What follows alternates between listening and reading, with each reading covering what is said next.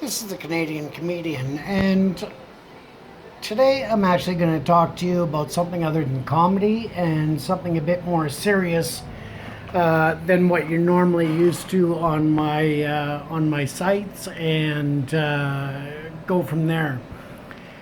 It's about the sad and disturbing events that took place last night in Manchester, England, at the Ariana Grande concert.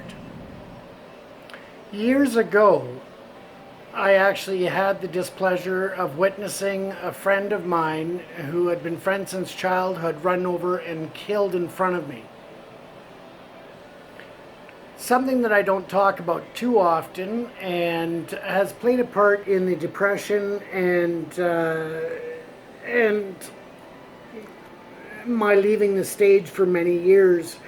It happened after going to a nightclub when we were quite younger, and I found it difficult to go back into nightclubs for a long time after that.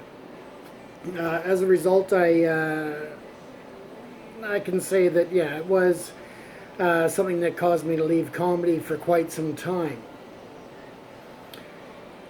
We left a nightclub, and a individual who had a very lengthy criminal record, which I was to learn later, including domestic violence on his own mother, and he was about 19, I guess, at the time.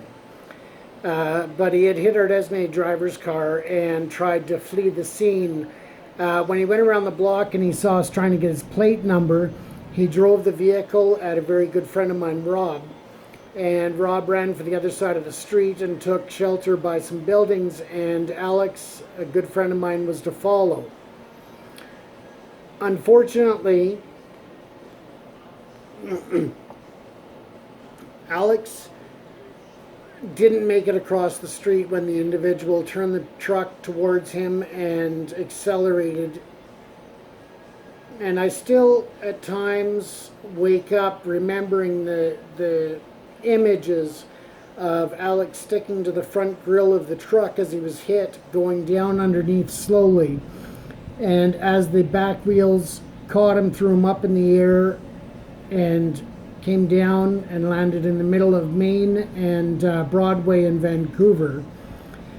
We had been at the Lunatic Fringe nightclub, and it's just right there. So it's something that's disturbed me for many years, and for many years I suffered from depression as well as survivor's guilt, in terms of the fact that although I did CPR and I took the shirt off my back to apply pressure to the wounds on his head and other places, it just wasn't enough. I did CPR and I got his breathing and his heart restarted, but within a week of the extensive head trauma that he had suffered, he did pass away to those injuries. I remember very clearly and vividly phoning his mother that night that the event happened, and she was in Ontario. And on the first call, she hung up the phone, thinking that it was just a terrible nightmare. When I called back the second time, she realized it was no longer a nightmare and it was reality. And her husband had gotten on the next plane and come out to Vancouver to be with my buddy Alex for the next 5 or 6 days before the injuries took his life. There are nights where I still, 20 some odd years later, wake up and I swear I can still taste the blood in my mouth from doing CPR and all of the blood at the scene. And it is something that I live with. My other friend that was there, he tried to take his life shortly after because he felt the guilt as well of us surviving and Alex being killed that night.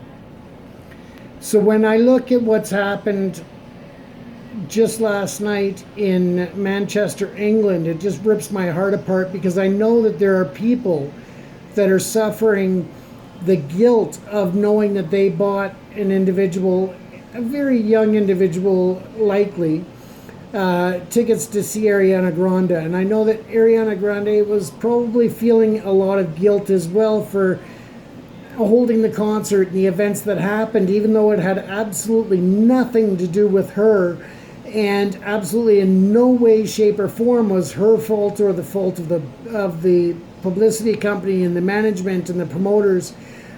But it's something that you live with every day, and it's very difficult.